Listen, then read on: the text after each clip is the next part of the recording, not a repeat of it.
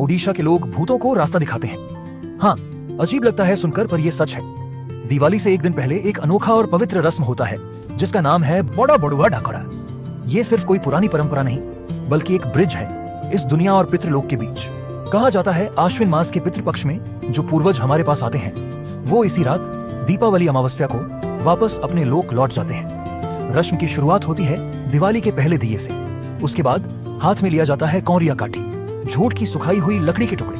उन्हें जलाकर हम आसमान की तरफ उठाते हैं, जैसे रोशनी का एक रास्ता बना रहे हैं उन आत्माओं के लिए जो अपने लोक लौट रही हैं। ये रिवाज घर के सबसे बड़े पुत्र द्वारा किया जाता है। छोटे बच्चे, माता पिता सब मिलकर इस परंपरा में शामिल होते हैं। सबसे खूबसूरत दृश्य देखने मिलता है पुरी के जगन्नाथ मंदिर के पवित्र शहर में, जब सड़कों पर लोग जमा होते हैं, हाथों में जलते हुए कौरिया काठी, और फिर गाया जाता है वो प्राचीन गीत।